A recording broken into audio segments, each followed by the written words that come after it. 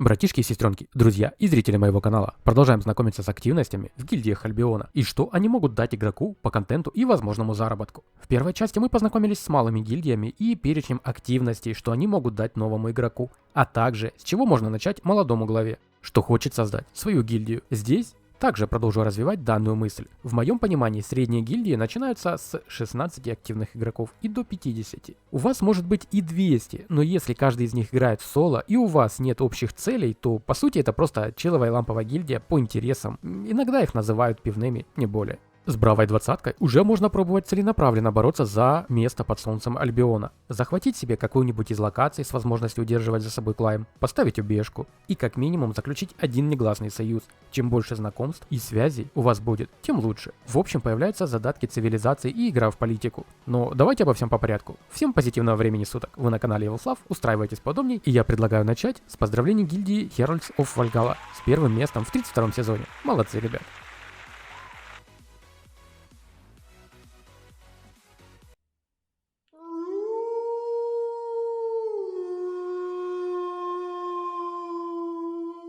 Краткий контекст для тех, кто не видел первый ролик. Все связанное субъективно, базируется на личном опыте игры и нацелено, чтобы показать устройство гильдии в Альбионе, их возможные активности для новичков с контентом, который они могут им дать, для молодых глав гильдий и РЛов. Одно из многочисленных вариантов развития их гильдии, с чего начать, какими активностями заняться и базовые понятия с ролями, что им потребуется в пачках. Без пространственных размышлений и теоретическо-философских монологов о ситуативности.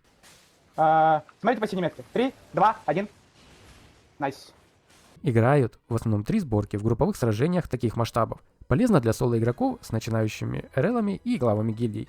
Это Бравл, Кайт и Меликлэп, что имеет 2 подтипа. Мету я затрагивать не буду, она постоянно меняется, как и билды. Под нее подстраиваются, плюс личные предпочтения РЛов. Потому покажу лишь основу, с чего можно начать по пушкам. Отдельные гайды по ЗВЗ билдам будут выходить после цикла роликов о ГИ и завершении Авалона. Ребята, я помню о вас. Спасибо за терпение, но от вопросов в ЛС о ГИ мне уже пушной зверек снится начинает. Так вот, стоимость одного билда будет обходиться нам от 1 200 000 до 3,5 миллионов в среднем. Может быть и выше по требованию лидера пачки. Потому у нормальной гильдии есть триггеры. Весь лут с контента собирает гильдия, но игрокам компенсируется его билд. Сразу уточню, компенсации подлежит оружие.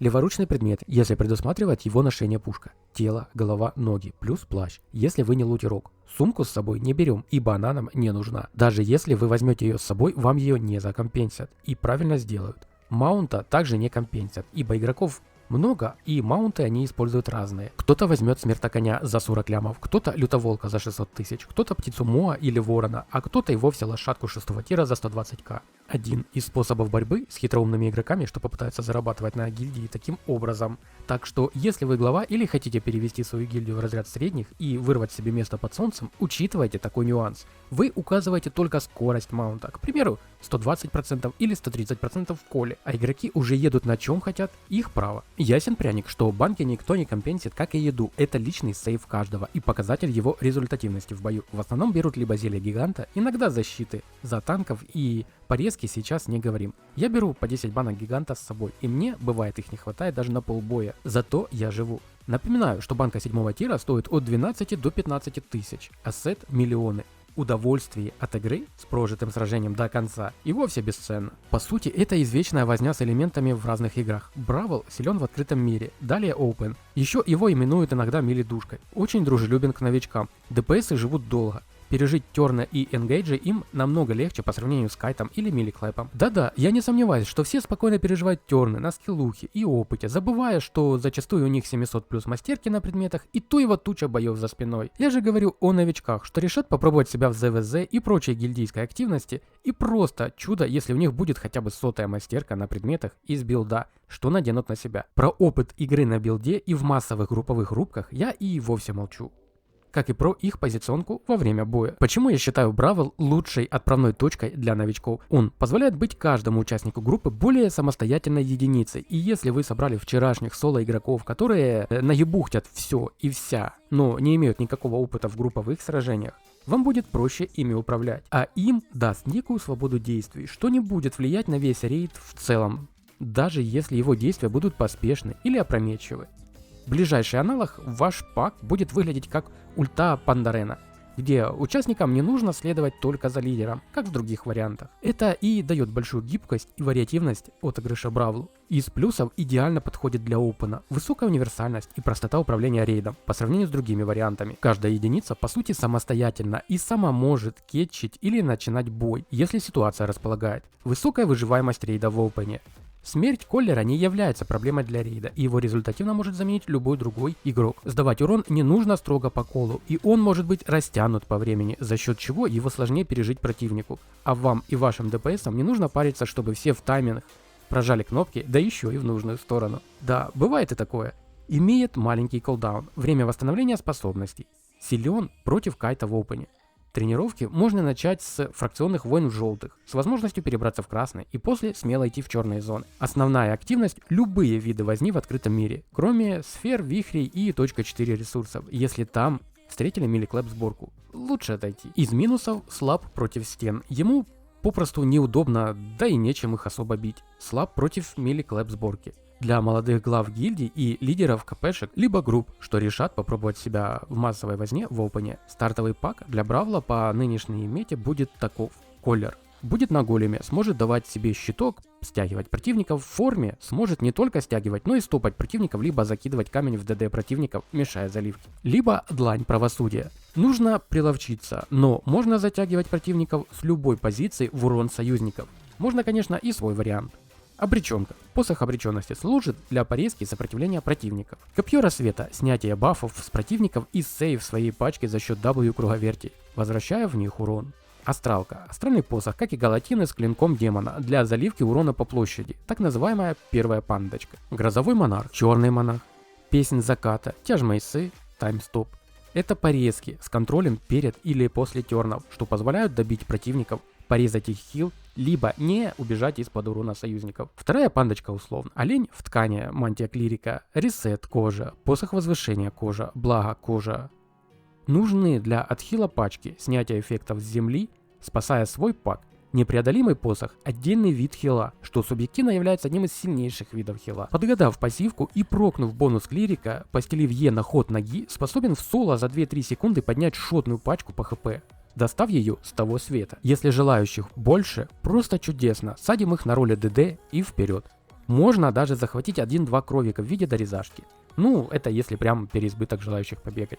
Сборка пачки для зерговой возни – это по сути классический ваншот. Задача – сдать свои кнопки в тайминг и затем убегать от противника, переживая время восстановления своих кнопок. Не рекомендовал бы для старта новичков. Здесь, помимо задачи сдать все свои кнопки по команде лидера в одну точку, достаточно уязвимы ДПСы, но и наносят они очень много урона. Не рекомендовал бы, если у вас нет сотых мастерок хотя бы на нужных вам предметах. Танки рейда в основном нацелены на то, чтобы кайтить и прикрывать рыцаркой узкие чоки для сейва основного рейда. Очень грубо говоря. В дальнейшем выпущу отдельный гайд на ролики на кайт, бравл и миликлэп с отдельными гайдами по каждой роли в каждом из видов. Начну с древес. Кайт-сборки лучше всего подходят для стенок. Они хороши как в захвате замков и клаймов, так и в их защите. А вот в открытом мире проигрывают бравлу без вариантов. Но силен против миликлэпа.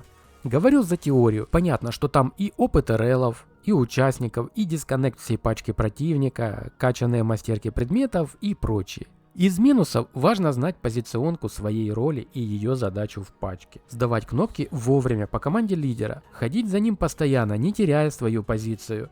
Стеклянные пушки на ДД ролях. Миликлэп сборка для зерговой гильдейской возни что-то среднее между бравлом и кайтом. Есть лишние ДПСы с большим уроном, но и большим временем восстановления способностей. Но все ДПСы намного живучее, что позволяет дольше вести результативный бой. Хорошо работает, когда вас много. Силен против бравла, слаб против кайта.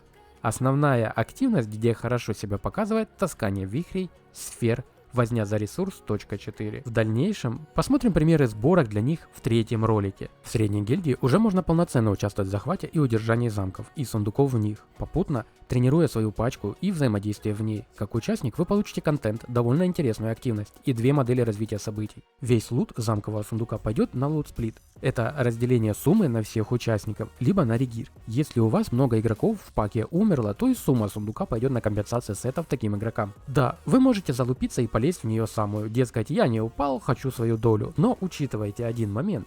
В будущем нет никакой гарантии, что и вы не упадете, и кто-то, уже другой, не поступит так же с вами. Но итоговое решение, как поступать и вести себя в подобных ситуациях, только за вами. Однако в сборе таймера вам заранее указывает модель распространения сундука. Если там указаны компенсы и вы решили сходить, то заведомо согласились на такую модель. Так что либо читайте внимательно, либо не записывайтесь на такие таймера. А устраивать качели после таймера, навязывая свои правила, не стоит. Вся гильдия не будет прогибаться под одного игрока и менять ради него правила. Что-то не устраивает, вас вряд ли кто-то будет слезно удерживать. Можете искать себе другую с правилами, что вам подходит, не портя нервы ни себе, ни людям. Из возможных подстав на замке вас может ожидать релог. Когда вы приходите на замок за контентом, там никого нет. Вы начинаете его захватывать и уже захватили, пошли дальше, оставив пару лутерков сундука. А тут выходят ребята из релога, ганкают ваших лутерков, да, возможно еще и с лутом от предыдущего контента.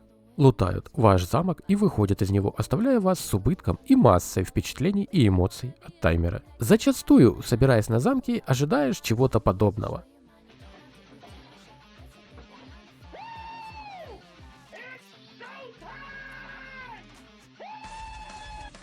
Но иногда бывает и ноу-шоу таймер, где вы просто стоите в лорд-руме, смотря разные видосики.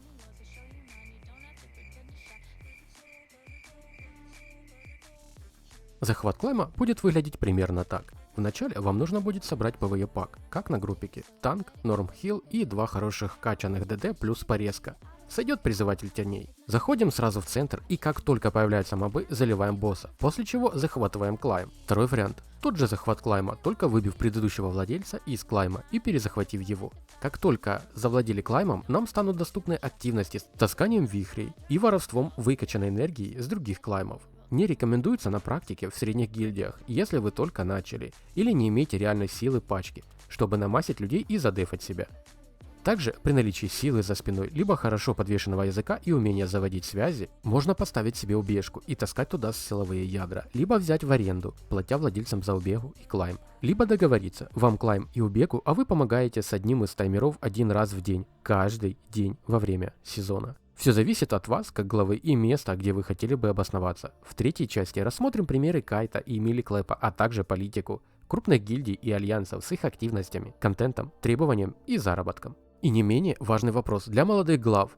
На чем зарабатывать гильдии?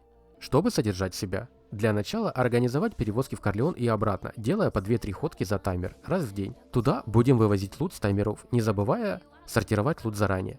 Алгоритм таков, что делаем 1-2 перевозки для участников гильдии, где они завозят и вывозят собственный лут, а вторую или третью уже на гильдию, чтобы получать региры. Это если вы захотите выдавать их серебром. Если нет, можно регирить и лутом после таймера, но тогда столкнетесь с 3 проблемами. Во-первых, с организацией вывозки этого самого лута из убежки, к примеру. В таком случае проще всего делать после таймера вывозку в город и пилить лут на региры уже там. Во-вторых, затратами времени игрока, что у него будут уходить на реализацию лута, из-за чего он не сразу сможет получать серебро и как следствие будет иногда пропускать таймера, лишая вас нужной роли. В-третьих, общее накопление, раздражение и недовольство участников гильдии из-за дополнительных затрат игрового времени на такие действия. Это будет сказываться не сразу, но за месяц-другой станет реальной проблемой для некоторых, и они просто забьют на таймера либо ги в целом и уйдут. Во время КТА устраивать возню со сбором .4 ресурсов и последующей их реализацией. Но тут лучше иметь самому прокачанный сбор ресурсов, собирать в сете с авалонским инструментом и под банкой для максимализации прибыли. После чего либо давать возможность на выкуп участнику гильдии ресурсов со скидкой, либо продавать ресурсы и тоже складировать их в казну на региры. При наличии клайма заработок на сундуке клайма и луте, что он будет приносить. Также можно устраивать походы по зачистке авалона. Один таймер на карман участников, второй на казну. Но не слишком часто. Участники получают славу для прокачки мастерок, вы лут и серебро на компенсы, которые закидываете после таймера и реализации лута в гильдбанк, чтобы участники видели результаты их трудов и страданий. Для желающих дополнить данный список и помочь молодым главам гильдий, добро пожаловать в комментарии. Думаю, вам будут благодарны за ваши советы и помощь. Я же продолжу список в 3-м ролике.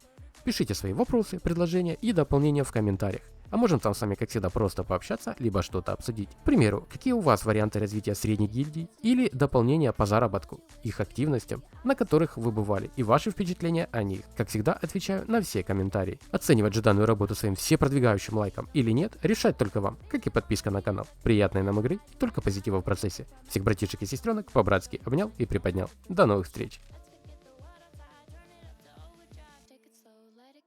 done all the